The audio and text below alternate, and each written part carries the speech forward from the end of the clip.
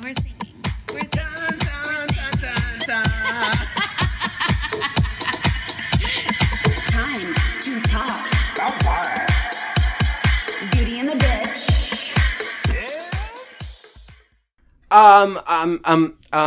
Gandalf, is this a good place to stand? Wizards always picks a good place. He never arrives early. He never arrives late. His period is always on time. And astute and heavy. It's because he's sterile, and you really should stop bringing that up. It's very sensitive. Agreed. But do you really want a Gandalf baby running around? I think that'd be an ugly baby. I'm not going to lie to you about that. You don't think me and Sir Ian McKellen would have a beautiful homosexual... Very gay. BB. Very gay. A little BB. Beautiful spiritually, but maybe not beautiful physically. It depends on if it gets your beard or Gandalf's beard. Well, either way, it's gonna be my little wizard, Harry. Welcome back, my friends, to another episode of Beauty and the Bitch. I'm Mick. And I'm Morgan. Who are you? I'm Morgandalf. Oh, there it is. Okay. So we're super excited today, friends, because we are finishing up our ridiculous, overblown Hobbit trilogy. Completely unnecessary. What's the name of the third one? The Battle of the Five Armies, right? Some more ambiguity for you. Ooh. They were like, we loved it when the Two Towers was very unclear. We'll just stick a number on it. 5 armies. Tolkien probably knew what the 5 ones were. Sounds good. Just pick a place. Just pick a landmark. Any place. Any historical happening. It works. So, Morgie, you just rewatched this like last night, right? I did. So fresh. Ooh. So I rewatched it like a couple weeks ago. So I'm kind of depending on you to remind me of all the tiny, horrible moments that I forgot. I've already forgotten them too. Oh my God. It's going to be a battle indicative. of 5 armies. Morgie, what did you think? You just rewatched. I know we're going to get into facts and figures, and that's mad important. But... was it good? Is it bad? To be honest, do you remember we went and saw this movie together in the IMAX, like the day that it came out with Aaron, and our expectations were tempered by viewings of the first 2 movies, but we were excited, we were hopeful, we wanted it to be wonderful, and when we got there, we were pretty disappointed at the end. But upon the rewatch, I don't know what's changed about my expectations or like whatever, but I, to be honest, didn't hate it. Really? Yeah, didn't hate it. Lowered expectations. Maybe. There's something to be said about lowered expectations. It's really changed things because I think I told you when I went into the first movie rewatch, my expectations were like, I remember not thinking this was very good. And then I watched it and I was like, I was correct. This was not very good. But then when I went to the second one, I was like, that's no way to live. Let me just be open to the like frivolity that is this movie. And then I enjoyed the second one. And I did the same thing with number 3. And I did have a lot of beef with, there was a lot of dumb shit. There was a lot of really dumb shit. But there were definitely some really enjoyable parts. I think that's very fair. And, we do have to consider, too, when we went and saw the trilogy, when they came out, the trilogy of Hobbit movies, we, first of all, were comparing it to Lord of the Rings, which is really unfair. I mean, it's unfair to compare anything to Lord of the Rings trilogy. Let's be real. Right? I mean, in my opinion, I'm totally serious. You just can't. It's its own thing. Also, though, do you remember that week you had just lost both of your big toes in the war? And you were in kind of a down place, and you kept pulling out your feet and unwrapping the bandages to sew us your stump toes. Well, toe stumps. The movie screen was so big because of the IMAX. I just didn't feel like it was like obstructive for anyone. And I'm not complaining. angry. Well, it was the smell, honey. Oh. It was the smell, and it was because they were infected. That's why you now don't have feet at all. Well, in ancient China, they would bind the feet to make them stump-like. Okay, well, that's not what happened to you, because you lost both your big toes in the war, and then you never cleaned the wound. It turned black and smelled bad. B-E-A-U-T. Speaking of beauty, Peter Jackson and I have a shared love of something. You and Pete. Yeah, me and Pete. Do you know what our shared love is? Oh, can you guess? Cranberries. Okay, that's not... I actually don't even like cranberries. Binge watching TV and not Could exercising. be. No, I don't think so. Not anymore, because he's thin as fuck these days. Well, he just eats Skinny Pop. He's on an all Skinny Pop diet. He looks good! No, actually, we both love a battle montage. Like, getting ready for battle, you know? Almost every one of his movies that I've seen, especially if they're like fantasy, high fantasy, there is going to be a montage where people are putting on armor and picking swords out of a basket. And I'm there for it. It's like the Jane Austen of like war movies where it's like, we're going to get into the details and it's going to take far too long, but it's going to tell you a lot about things like in between the lines, you know, like we're not saying it, but you're getting the picture. It's all there. Yeah. There are 1,400 swords in that basket, and we will see everyone get pulled out by a child. Indeed. Speaking of details, what about some facts and figs, Queen Bee? Oh, girl. Well, first of all, this movie, the third movie in this franchise, was the shortest of the three movies. Didn't feel that way. Nope, did not feel that way. Definitely not. They were all close to 3 hours in length, which, again, totally unnecessary. Not required. You know what I mean? Completely. I had no idea that it was the shortest. No. That's insane. So this movie came out December 11th, 2014. It came to the U.S. on the 17th of December, but that's neither here nor there. It grossed over $956 million worldwide. So it almost, got $1 billion. So that's pretty good. And the score it has on Rotten Tomatoes right now is 60%. So a solid D- from the fans. Very mixed reviews on this film. I mean, well, first of all, didn't we say when we were doing the first of these Hobbit episodes that the first one made like over $1 billion, like way over $1 billion or something? So many dollars. Yeah. So obviously the fans saw the first one, were very disappointed, and stopped coming to see it in theaters. I think that's notable. Probably, yeah. Well, maybe not obviously, but yeah, I think probably. I'm glad it made some money, but I have to say, I think a 60% score is totally deserved. Yeah, I don't think it's, like, too high. Like, it definitely shouldn't fail, but, like... No. D is fine. I think I would maybe give it up to, like, a 65 or 70. I wouldn't have been shocked by a 70%, but anything over a C, no. I'm sorry, Queen. That movie doesn't deserve that grade. Yeah, I kind of have to agree. Because, I mean, first of all, we start out this movie... with, like, we have some epic Smaug action, right? Smaug's just, like, desolating. He's doing what Smaug's do. Just, like, taking out cities. Yeah, be yourself, Smaug. And then he quickly dies. Okay? As happens. In any other film, that could be the climax. Yeah. But nope, we just do that in the first 10 minutes. Okay, and can we talk about fucking Laketown? I was not there for the Stephen Fry as the, like, governor, the greedy governor situation. Like, that was... to me, it just, like, didn't offer the comic relief that they intended for it to offer, and it just made me mad. And then his little Wormtongue Jr. Lickspittle. Yeah, Alfred. Lickspittle. I was done with him this whole movie. Like, it was... They were trying to fill that Gimli role, like, the, like, comic relief. But, like, a lot of the Gimli stuff was timed really well, and, like, it was really, like, sparse. Like, they didn't do too much of it in The Lord of the Rings, and they did too much of it.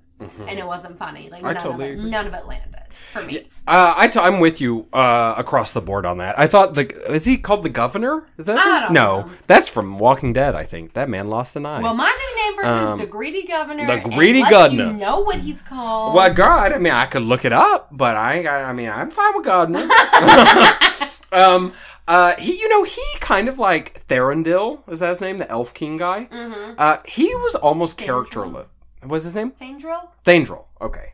Well, him. Yeah, the pretty one, but the scary one on the elk. Okay. Both of those characters were almost characterless in the books. The governor and... Yes. And so it's nice to see that they give him a character, but I'm with you. It wasn't a character I enjoyed. It was still a very shallow character. Yeah. He's just greedy. That's literally the only... And disgusting. And gross looking. Yeah. And then I mentioned this in our last episode, but now is actually the good time to talk about it. You're right. Alfred's supposed to be a joke. The reason he's supposed to be funny is because he's inept at everything and he's a coward, right? Why do people keep giving him important responsibilities like watching over their children? Why does Gandalf turn to him and he gives him some kind of task near the end of the movie where he's like supposed to watch keep watch out or something. Like, he never does anything right. He's supposed to take the women and the children. He's supposed to lead the women and the children to, like, safety, but then he's supposed to come back. And he do not come back. And what's his name? The dude, the one who has, like, the children, and he's the widow. And he kills Smaug. Not Aragorn, but... Bear, what the fuck is his name? I've got it. Beowulf. Practically. No. Wait. It's here. You know. The archer. Bard. So, okay. So Bard tells him, but when you've done, you come back. I need all men, hands on deck. Like, that's ever going to happen. Right. And another thing about Bard, so when Bard, like what Bard. Shakespeare? Like a bard. Yeah, exactly. Like Bill. Okay, Billy. So when we saw this movie back in the day, 2014, we had the same experience that blew my mind at the time because I didn't know who that actor was, and now I place him in other stuff, so I can see the difference. But at the time, you and I could both not tell him apart from Orlando Bloom. We were both like, why did they cast Orlando Bloom to play two roles in this movie? Really? I don't remember that. Funny. It blew our minds. We were like, that's not a different person. That's just Orlando Bloom with a brown-haired wig on. Because he looks like his character from Pirates of the Caribbean. Mm-hmm. And that character does look a lot like Orlando Bloom. They have different noses. But they're very similar. They are similar. And it's funny, in this rewatch, I remember that, though, now. Yeah. We totally thought he was the same person. And, like, now that I know him because he's in, like, other movies I'm familiar with, like, it's easier to tell them apart. But, like, when I saw them together, finally, in this third movie, I was like, oh, shit, I forgot about that. Mm-hmm. And then, like, I was like, you know that meme where that lady's, like, looking off in space in every direction and there's all the mass symbols flying around? Yeah. That was me trying to connect the dots. Like, I was like, but he's a real person, but also he's Orlando Bloom, but he's his own person. That's like that moment that we captured our Stranger Things episode where I legit thought that actor who plays the hot, nice one was John Ralph. I legit thought they were the same person. I know. Yeah. Mind fucking blown. Oh my god. So, so we had a lot of, like, heavy battle sequence to start this film with, which was, like, I don't know. I guess that's a good way to launch into a battle-centric film, right? Just like, this is how it is, right off the bat, this is what we're doing. But it was just, like, a lot, and then, like, the jokes didn't land, and then to get the fucking arrow that he needed to kill, first of all, he wasted all those arrows on the dragon that he knew was never gonna work, and the process of getting the arrow he needed, and, like, he had to, like, put it on his son's shoulder, and, like, how did that bow support that giant metal thing? And then, like, his one shot was so good, he landed it perfectly in the one, like, millimeter it was just a lot. And also, can I just say, the Master, that's his name, not the governor, the Master. The Master of Town Lake, right? He gets crushed when Smaug falls, right? When Bard does this amazing. Yeah, what'd I say? Town Lake. That's that lake in the middle of Boston. Very lovely, too, though. It is lovely, yeah. Hopefully, I don't think there's a dragon. Yeah, okay, maybe so. I'll keep an eye out. Next time people go looking for bats, just a giant dragon's gonna fly out. I wouldn't be mad. Okay, Laketown, yeah. The Master of Laketown. Okay, so no one knows where the Master went in the movie. Like, everyone saw Bard somehow shoot the dragon. They know immediately that he's the dragon killer. But they don't know where none of their money went. And they don't realize that the Master was killed by Smaug when he fell out the sky. I know it's not the most important thing, but someone would have noticed that because he was right there on the edge of town in a canal. There were people all the fuck around him, and his boat was loaded with gold, and a dragon fell from the sky on top of him. Brutal. People would have noticed. You know what, though? Here's, like, a dirty little secret. Ooh. When you're ugly, people just, like, don't notice. Actually, kind of true. But if it's an ugly person absconding with every valuable from your town, do you think you might deign to turn ahead notice, Also, I got, like, really big flashes of Game of Thrones with that dragon falling in the water. I was like, that don't mean he's done. Girl. According to folklore. Once that Night King comes out. Girl. Is that his name, Night King? Yeah. It's been so long since Game of Thrones season ended. I feel like I'm gonna have to go back and rewatch it. I'm not even living in the world. Until 2019, so you might as well rewatch the whole thing. There's that whole season of Game of Thrones I didn't even watch. So actually, it might be a good time to go back. Crazy. Yeah, I know. I just got bored. What can I say? What can you do? Speaking of not that at all, actually, Thorin's crown that he wears, we kind of mentioned this last episode, but I think it deserves to be resaid, is sexy as fuck. He does look good. That crown is a win. Mm-hmm. And he looks better with the crown on than he does with it off, which is like never the case. Wait, you're talking about Thandril or Thorin? Thorin. So we talked about Thandril's crown last episode. Oh, we did? Oh, okay. Well, Thorin... Okay, well, I thought we were talking about Thorin last episode. Okay, Thorin's crown. Also sexy. It makes his face kind of boxy, but I do love it. I love the darkness of it and like the angular and how it fits on his hair. Yes! So yes. Give me some of that crazy dwarf dick. Yeah, he is crazy. And he does have dwarf dicks. He does have dwarf dick. What's interesting is like there's a joke in the Lord of the Rings about like dwarf women. And we still don't get to see no dwarf women. The question... It's a true question. Where are the dwarf women? Because Gimli laughs it off, right? Yeah. Is it because they grow beards or something? That's part of the joke, right? Yeah, that's part of the joke. But then, we get, Thorin's cousins coming into battle, and they're, some of the last of the dwarves. There ain't a ton of dwarves left. And they all dudes and giant pigs. So, really what we're talking about here is either dwarvish society is very repressive, and they literally don't allow their women to leave, even in times of great crisis. Like, they can't leave the home or the holes or whatever. Right. Or some of those people who we just looked at and assumed were men are actually women. Or, third option, dwarves are like Cabbage Patch Kids and they just come straight out of the ground. Well, which actually, Gimli says that's not true in the movies, right? I don't know if he says in the books, but, that's how they were made by the Valar out of rocks. So but then there are sons, though. There's there's some kind of birth process. But if you grow your own kid in the garden, that's true. Still be your son. That's true. Maybe you just whack one out in the cabbage patch, and then 9 months later, dwarf baby blooms. Could be. Would that I could. I know. So, anyways, dwarves. I had a question about Thandril, Legolas's father. So like you said, in the books, he's not really fleshed out, so they kind of give him some more backstory. There's a little bit about him in, the Silmarillion. They talk about him, but, you don't, really know who he is as a person. And I think he's a really interesting character because as far as elves go, he's not very elf-like. He's very coarse. He has a lot of emotions, which is, not indicative of elf culture. And he's really jaded. And he's interested in those gems, too, right? Which is odd for... elves like pretty things, but... They're not like dwarfs in that they don't often hoard that I read about that because they repurposed this story from the Silmarillion to make make those jewels symbolic because one of the original Silmarils, like a magical glowy jewel thing. Yeah. Was these jewels that the elves had and they gave it to the dwarves to set into, I don't know, necklace or what, a crown, I don't know, to set in some sort of jewelry. Brooch.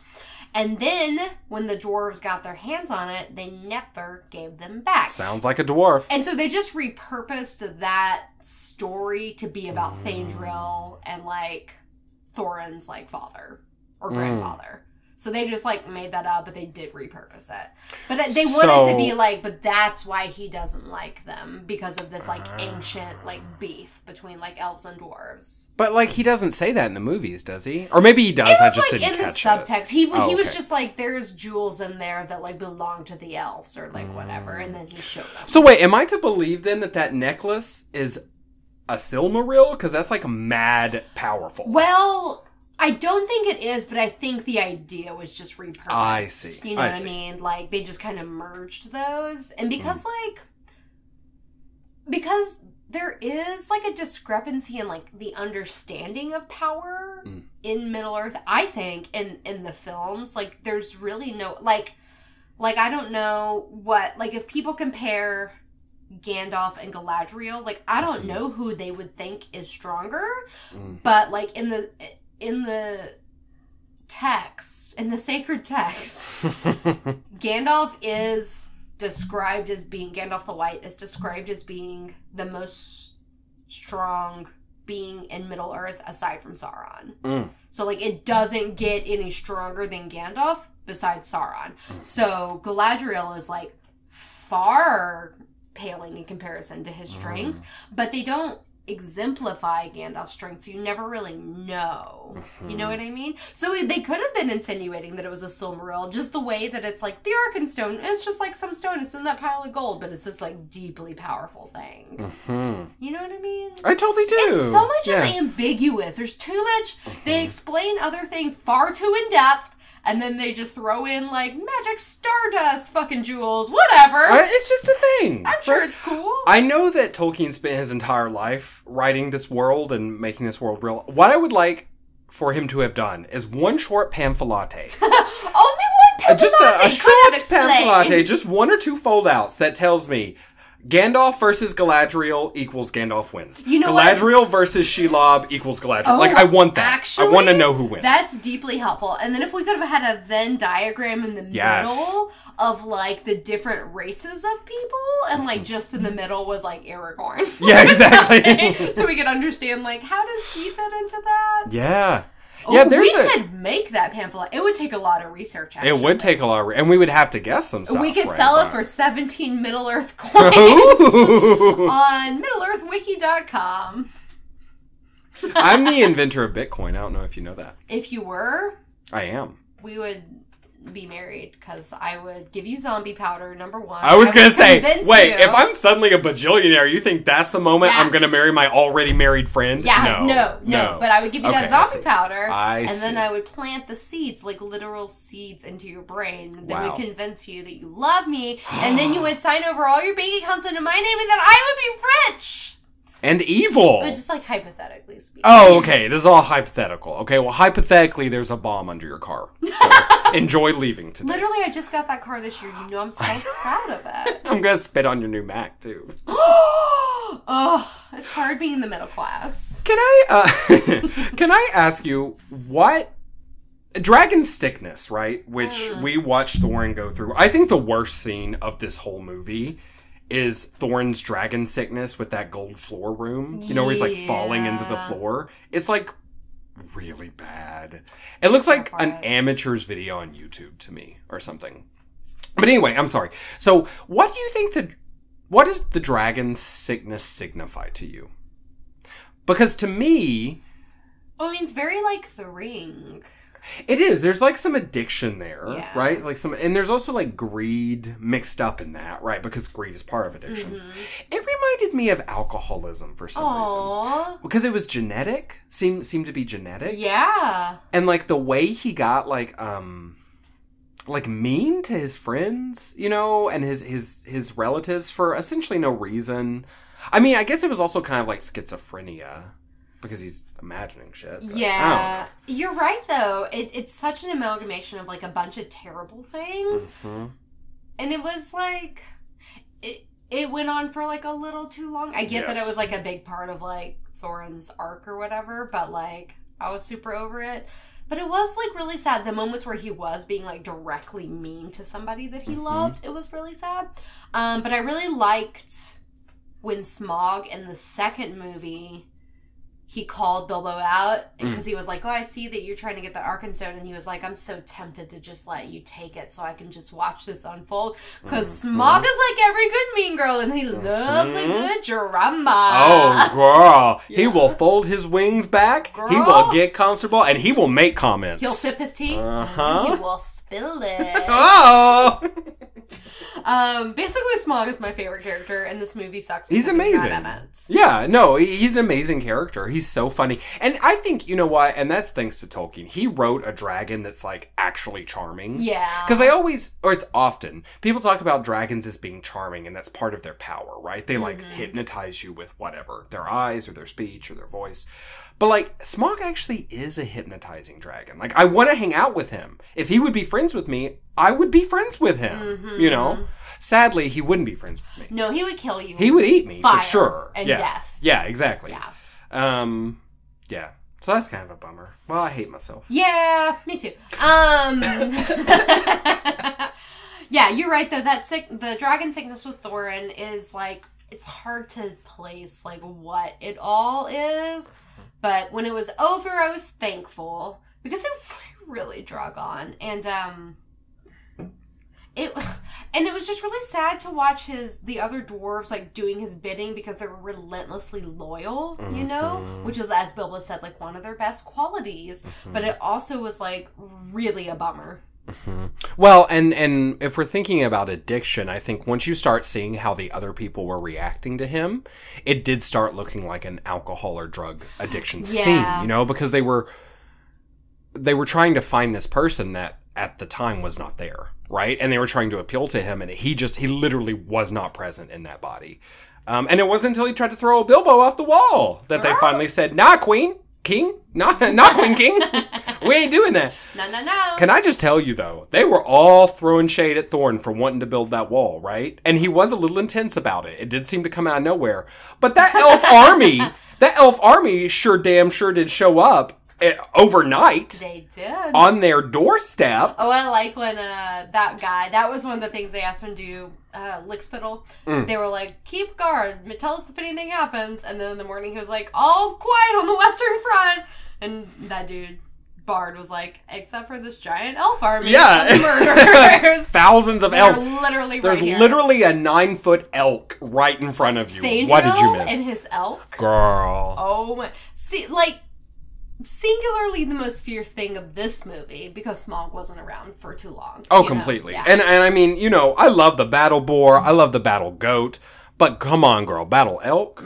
I mean, it won. Of course, actually it lost. It did die, but... R.I.P. Yeah. But it did this thing where it scooped up a bunch of orcs, and then Thadriel sliced off all their heads in, like, one go. Epic. It was beautiful. Yeah, it was amazing. Beautiful. Well, there are probably more elk like that. That was probably like the king of the elk, but I bet there's a prince for him to ride when he gets home. Yeah. Or maybe he's going to be riding Rudolph. Well, he's a king. He can ride whatever he wants. Ooh, hello, goodbye. Fuck your own son! Well... That'd be... I don't know. I'm kind of into it. They both have beautiful hair. Girl! And they're both shitbags who I hate, so I'm fine for that. So, speaking of beautiful things and shitbags, we get to see some more Tariel and Keeley action in this film. Yeah. They're separated basically until, like, he dies.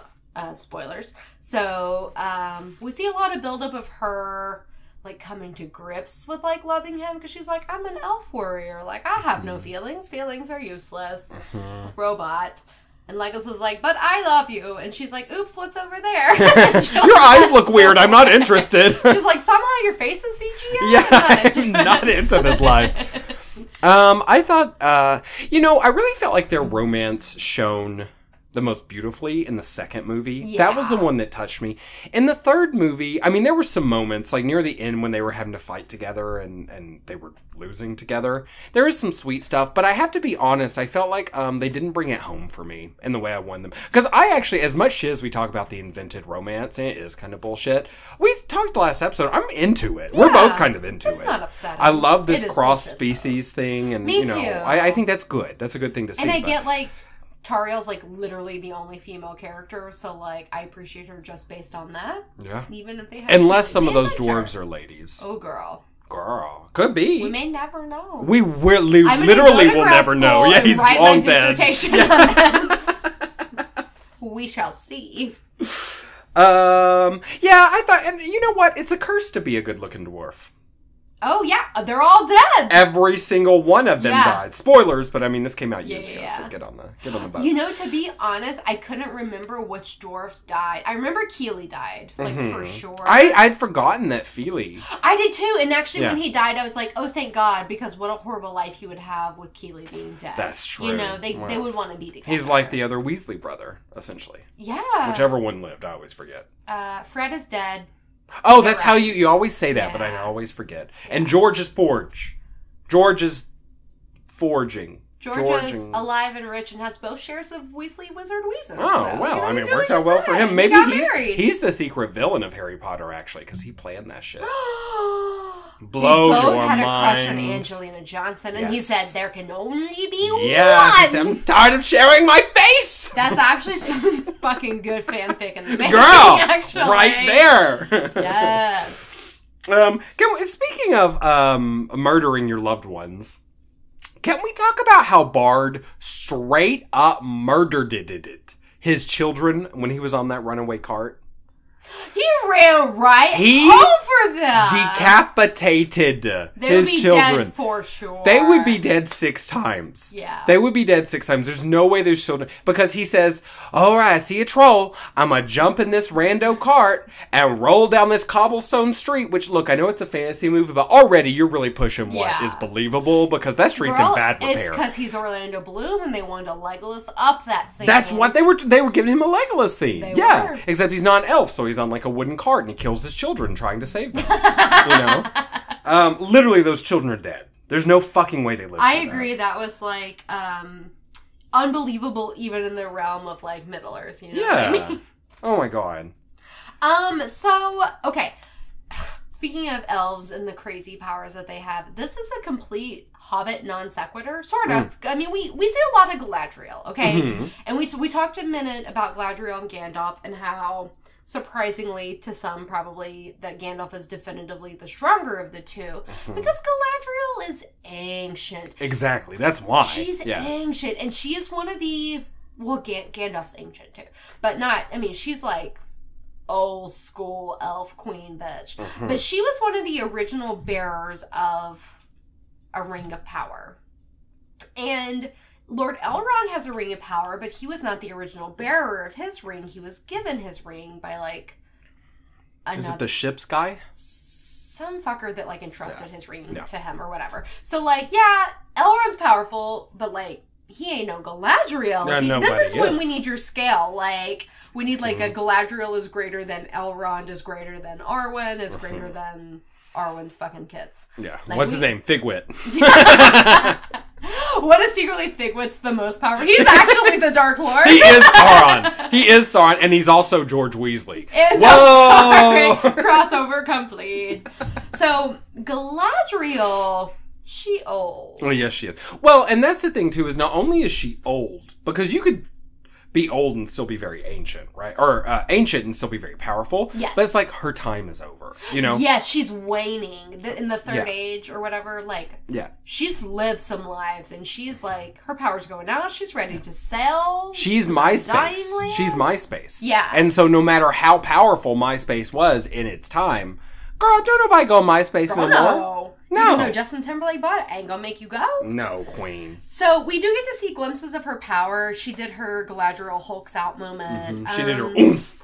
Which, you know, some people love, some people don't love. But it's a thing, and it happens. I like that they brought back her, I am great and terrible, or whatever that. I love that scene, girl. I like when she just picks Gandalf up and carries him. I know! And that's not even part of her strength. She's just like, okay, sack of potatoes. Like, I got you, girl! She carries him like a baby. It's so sweet. She loves him. She does. She really loves him. I actually really love their relationship. I do too. It brings joy to my heart. But, okay, here's some little known shit that I learned about Galadriel when I was just reading. Okay. So, Galadriel, she fucks. Wait, I'm sorry. Before you tell me something, what were you doing, Morgan? What were you doing? Reading. You were reading. Okay, I'm sorry. Go ahead. Back to what I was saying. Galadriel, as you know, she fucks. Mm-hmm. Like any good elf does. People do. You know. Ain't no thing. And I bet she gets it. Oh, queen, yeah. Girl, she's got a clit like a baby arm. That's frightening. I'm upset that you said that. Like, I tickled myself. There's very little that's like too much.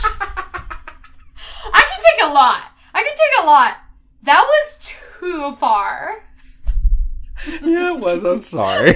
I'm sorry to Galadriel's modesty. I'm sorry to babies. I'm sorry to anyone with a There's clip. so many apology letters that must be written. I genuinely think that's hilarious, though. I'm crying. Okay, so I'm sorry. Galadriel has children. And they're just these beautiful, ethereal, elven beings that went out. And one of them, her daughter... whose name I don't fucking know. Maladriel, as you said earlier. It's too much. We're talking all this trash about Galadriel. She is our literal Lady of Light. We love her. I'm still thinking about baby arms. I'm so sorry. I'm so sorry. But she has these kids, right? And so one of her daughters grows up to marry Lord Elrond. Oh, shit. Girl. So that makes her Arwen's grandmother. That's fucked up. I did not remember that shit. Furthermore, right, this is fucked up. That's crazy. Like, I had, like, no idea. Furthermore, when Arwen meets Aragorn, which is well before the Lord of the Rings, well before, she is 2,700 years old when she meets Aragorn. Damn, that's an old bitch. She's fucking old. She's mega old. And Aragorn's like, what? When he meets her? Like 30? Probably because he's like 90-something. They ain't in right the Lord right of the there. Rings. Like, in the Return of the Right. King, he's like close to the century mark on one side or the other. He's around a century old. So, like, when he met her, you know, they've been having a thing for many decades. Girl, that age gap? That age gap, though. See, I don't. I mean, look, it's a fantasy series, but if this was real life and someone was really 2,700 years old, you would be skeptical? I would say, what could you possibly see in me? That's what I would say, because I have no life experience at 30 or whatever. And honestly, it calls back to all the like vampire human shit that like we're really kind of into right now in our culture. It's like, but he's so old and worldly and he's seen so much and I'm just a simple human, but he loves me anyway. Aragorn's not like a simple human, for sure. And he definitely takes control in that relationship a lot too. I mean, he's not domineering, but like, he doesn't, like, look up to Arwen in the way that a lot of vampire fuckers look up to their vampires. Yeah, but, like, interesting. Because I knew she was old, but honestly, I had never really thought about, like, how old was she? And I had also never thought about the relationships of the elves, frankly. And so it's kind of fucking cool that Galadriel's her grandmother. It is. I didn't realize that was all one family. So Lorien and, what's Elrond's place name? Rivendell are, like... It's like two family establishment. Yeah. That's awesome. I'm still throwing a little bit of shade in my head at Arwen for hitting on a 30-year-old when that bitch is 26, 58 or whatever. But you've seen him, right? Yeah. I mean, he's attractive. Well, okay. Now, here's the thing, too. Look, elves probably develop very slowly, mentally and spiritually, because they live such long lives. And also, I wonder... You know how it is that, like, you can't remember most of your life, really, if you think about it? Yeah. I wonder if living that long, they almost don't even keep aging. Or, no, that's what I'm trying to say. Keep, like, developing mentally. Like, maybe she's not 2,300 mentally. Maybe she stopped at, like, 70 mentally. Does that make sense? You know what I'm saying? Yeah. And, like, she just forgets stuff. I mean, I know they remember a lot of stuff, but... Well, but then again... That's the whole cause of their sadness, you know, because the elves are depressed people, and it's because they live forever. So I don't know. There's actually a lot there. I mean, a lot of, like, possibly very controversial shit like, going because they live so long, like, wouldn't you think there'd be, like, an overpopulation of elves?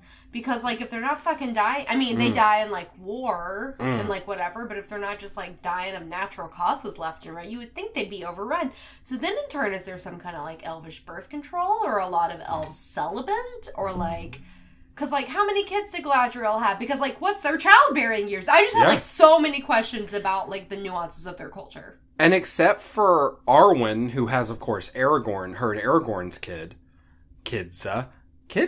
one kid first, at least. It doesn't matter. The point is, we don't see pregnant elves, right? No. Can you think of a pregnant elf that maybe they have a lot of trouble conceiving, especially at this point in Middle-earth, right? Because literally their time is over, right? So maybe that's part of their, the fact that they know their time is over. Maybe they just stopped getting pregnant. I'm literally that meme with the math stuff right now. Like, I'm trying to connect the dots. Like, that's so crazy. I never even thought about it. Yeah. But, like, Tolkien, bless his soul, he doesn't write too much about women in general. So it's kind of hard to get glimpses of things like that because he didn't think that those things were the important stuff, really. You know, it's funny. I know this is not a real life thing, but he put so much work into this world. It feels real a lot of the time. It's a lot like reading classical text, which are all about men, primarily, first of all, and secondarily about rich men in the society. So, like, when you read the Aeneid or the Iliad, it's really hard to figure out how the women were being treated, what life was like for a normal, like, slave or peasant. For sure. Because they just didn't care. Kind of similar to Tolkien and women, I'm afraid to say. Yeah, unfortunately. He didn't write a lot of female characters, but intriguing nonetheless, and that's a lot of food for thought. That could actually probably be a dissertation. Girl, right there. The status fascinating. of women in Middle-earth and the childbearing years of elves. Yeah, right? I would read that shit. Can I just say, speaking of sort of like damning instances, there is one moment in this movie that I think, to my mind, damns the entire trilogy. Ooh. And it is when the dwarves are saying goodbye to Bilbo. There's a pullback and a wide camera pan, right? Just all the dwarves are in the shot. And the question I like to ask myself in that moment is, do I know their names? Can I tell them apart? And the answer is always no. No. Well, after 9+ hours of movies. They killed the main ones. Yeah, that's true. And also, you know what's shade about that is that's that's some fucking, like, Dorothy and Oz shit where she's like, you're important, and then the rest of them, exactly, or whatever. I'll miss you most of all. But, like, so his favorite people are dead, the people he wanted to say goodbye to, and then he talks to the old one whose name is... Balin? Maybe. It's either Balin or Dwalin. Dwalin's the bald one. Okay, so it's Balin then. Dwalin, for some reason, I can always remember because he's the bald one. Then Balin is the old Okay, so he talks to Balin. Oh, I miss you, sadness, goodbye. And then he's like, also, all of the other dwarves goodbye. You're one person. Long wave. Yeah. I agree. It's a really, after investing so much time in a movie, if you're going to give me a wide shot of the characters, I would like in my heart to say, he made me laugh that time.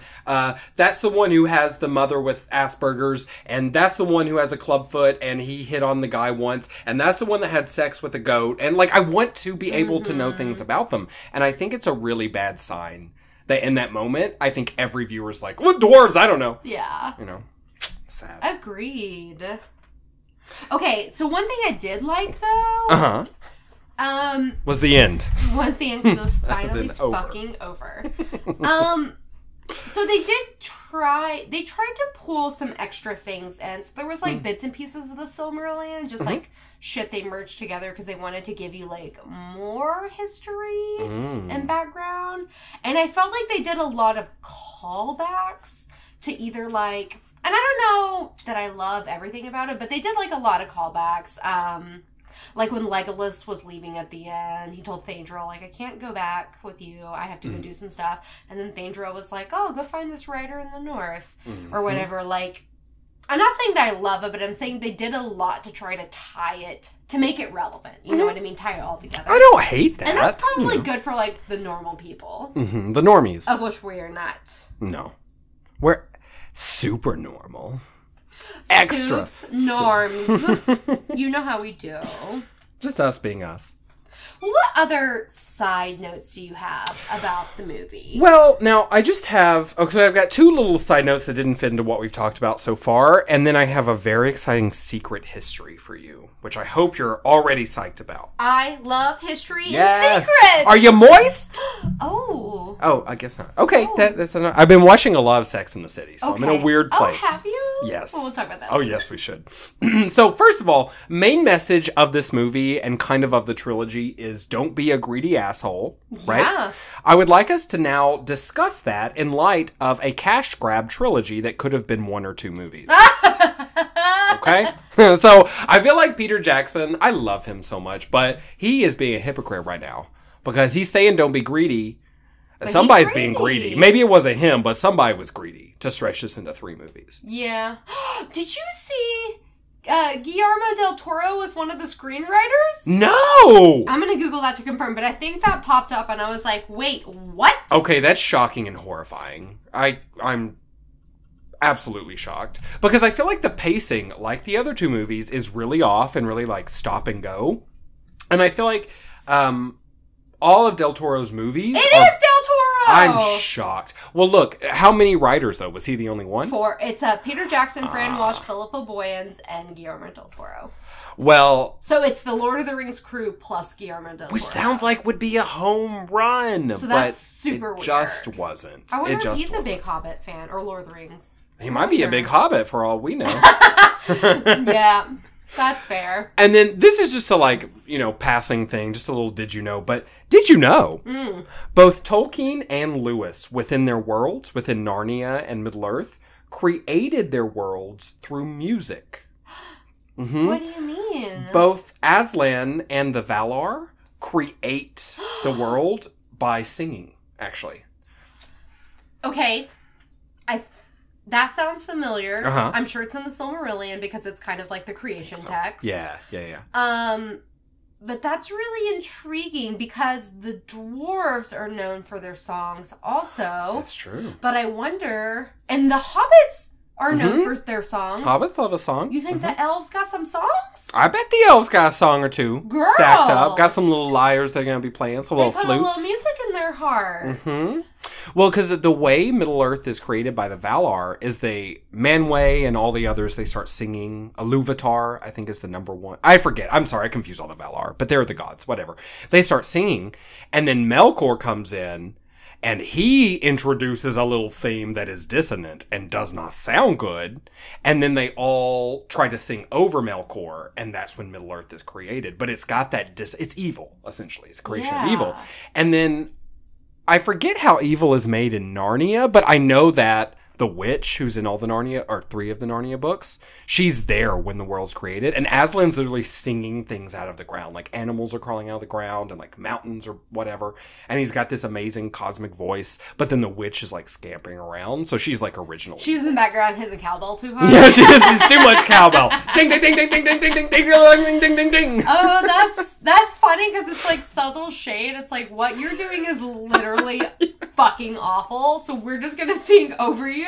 And it just creates like rifts in the universe. And it's like putting deodorant over BO. Like it doesn't work. It never is going to work. Stop trying. Oh, that's incredible. Yeah, Queen. A little bit of information. That. I don't know if we'll ever cover Narnia on our podcast because it's so dated. So much too. And there's also a lot to it. But girl, if we ever do, I'm all about that shit. Because Narnia was formative for me. We might have to do that.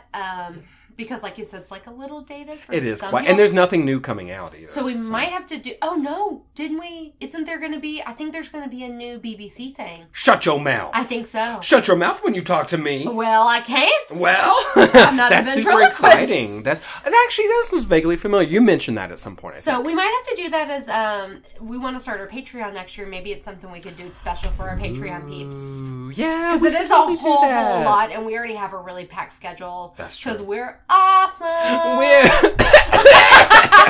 You created the riffs in our universe with your cough singing. And the worst thing is choking on water, because it's like, this isn't even fun. There's really not a point. No point at all. Okay, Queen, I know we're probably running a little bit over time. Would you like to hear the secret history of Beorn? Absolutely. Okay, fabulous. So, let's start with the largely forgotten. What do you know about Beorn? Well, what I know about him, Bear Man... He's a skin changer. Good old bear man. Sometimes he's a man, and sometimes he's a bear. Just like you. But I think he can control it. But maybe not completely. I think he has some control, but not complete control. He's the last of his kind, I believe. In the movies, at least. It's kind of iffy in the books. But yes, in the movies, for sure. Possibly the last of his kind, at least a dying race. He lives solitarily. He is kind of a forest protector, but people are scared of him. And I have questions about, his sex situation. Interesting. Okay, what if he had sex with the normal people? Does he have a half-breed baby or what? So tell me more. I got you on lock, Queen. You just asked the best questions that I can actually answer. Oh, you know I love sex. Oh, I love answering questions. Yeah. Okay, so you covered most of the good stuff. One thing that I can't remember if it's in the movies or not, forgive me, but not only does he have dogs and horses and bees, intelligent animals on his little farm, but they're also unicorns. Is that in the movies? We didn't see no unicorns. Okay. And it was not told that those animals had any sort of intelligence. Yeah, it was just bees. So we'll get that's part of the secret history, so we'll return to that. But just so you know, in the books, or for anyone who doesn't remember, the dogs walk on their hind legs and are clothed. I don't know if I like that. It's a little strange. I mean, it works in a book. It would have been really weird to see Why are they gonna wear in the clothes? movie. Well, we'll get into that. Okay. Oh.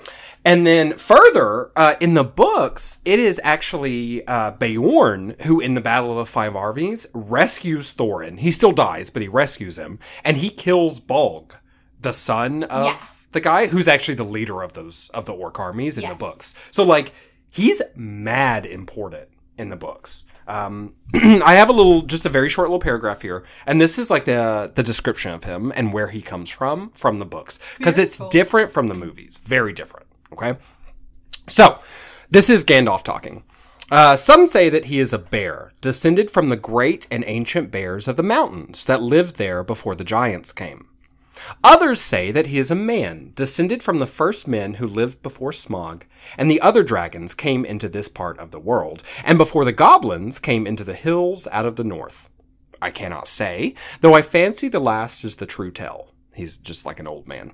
He is not the sort of person to ask questions of. So, like, that's literally all we know about his background, as far as I can tell, in the books, as far as I remember. Mm-hmm. Okay? So that's interesting, because they gave him that whole, like, I escaped captivity and all my people are dead. That is just in the movies, as far as I can tell. Okay, so that was a pretty legit... Now, that's the largely forgotten. Let's go into the hugely overlooked. Okay, now, so... I was shocked about this. Remember we were talking in The Secret History of Hobbits? They come from the Anduin Vale, right? So do Beorn and his people. They're just north of the hobbits in the Anduin Vale. Okay. And after all this shit goes... hobbits have hairy feet? Probably. They're a 10th bear, I think. Probably. They're small builds. They're a 10th cub. Yes, they're cubs. They're bear cubs.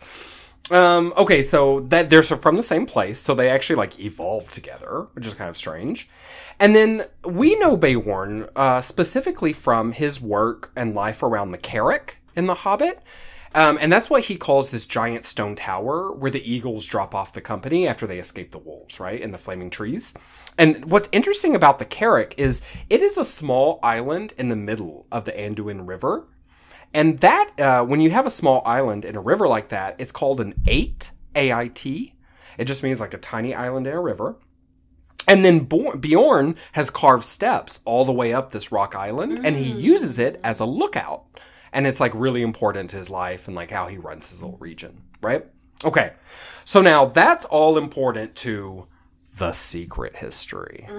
Okay, girl. I think this is mostly from Unfinished Tales, is where this information comes from, but I'm not completely certain. I definitely found it online.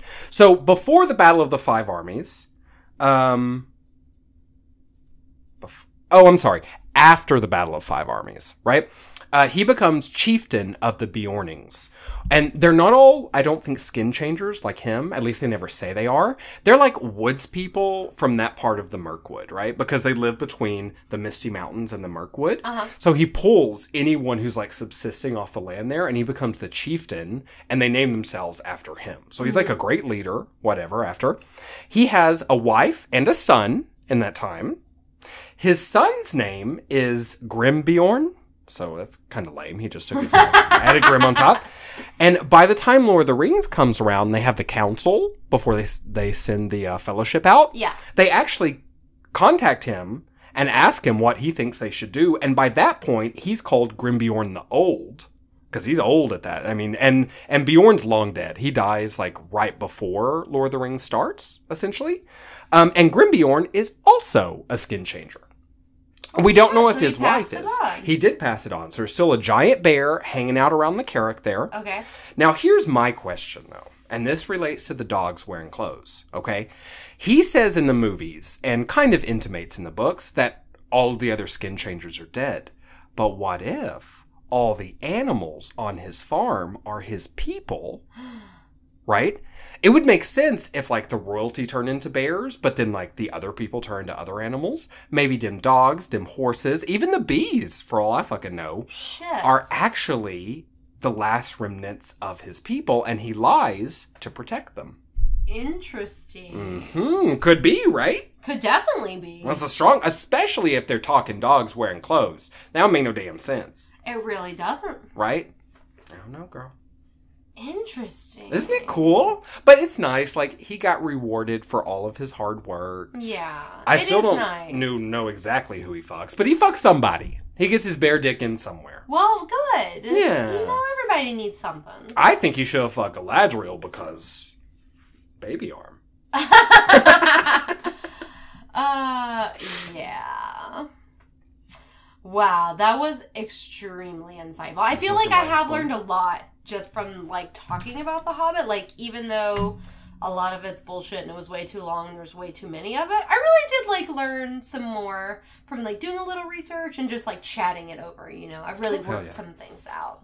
I mean, look, here's the thing. We tore these movies apart. I think deservedly so. I'm not apologizing for that. I'm still a huge fan of the book. Obviously. You know, and I'm glad the Hobbit movies exist. I just wish they existed in a more quality form. That's sure. All. Yeah. Yeah, for sure.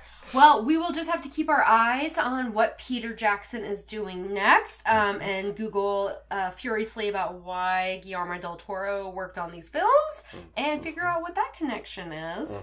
In the meantime, we'll be prepping for our next episodes. We have so much great stuff coming in the first quarter of 2018, so lots of good things on the horizon. You better gird your loins, baby. All right, do you have any last thoughts or comments? I've got one last little plug. Can we go into plugs? Is that a good time for plugs? It. So I've been watching this show. Now, it came out, I think, in March of 2017, so it's a little bit older now. It's called Legion. Have you heard of that show, Morgan? I've heard of it, but like literally have no idea what it is. Oh my goodness. So it's a superhero. It's a Marvel show, but it's much, much darker than any other I'd say it's even darker than like Daredevil on Netflix.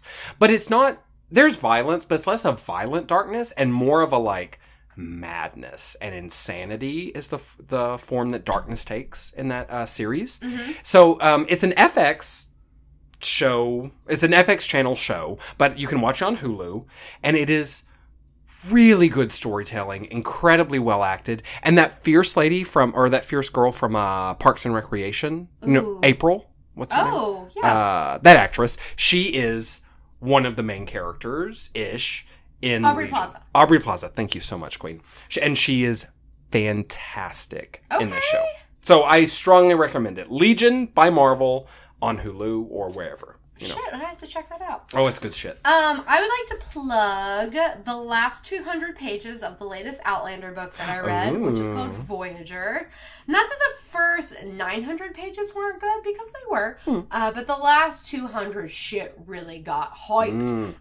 So I was like trying to get through that book because I missed all of season 3 of Outlander because I don't like spoilers, and so I'm like binge watching season 3 now, and life is good, and and he's just so beautiful.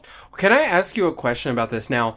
Did Captain Janeway get out of the holodeck, or is she stuck in there the entire book? Because you says it's called Voyager. Yeah, it's a joke. But it's actually like a boat, like they're on the ocean. What the shit? I know, it's very confusing. So you guys can check out that book anywhere. I got it from Half Price Books for like $4.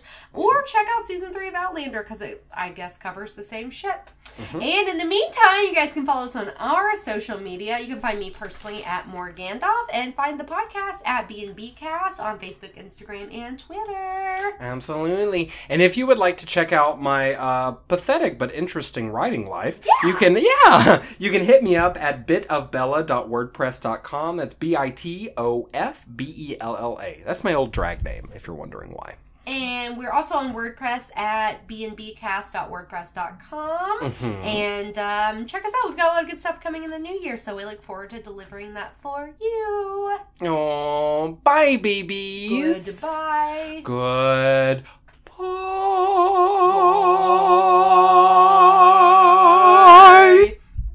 Was mine the, like, evil in the world? I think so. You were definitely Melkor, as always.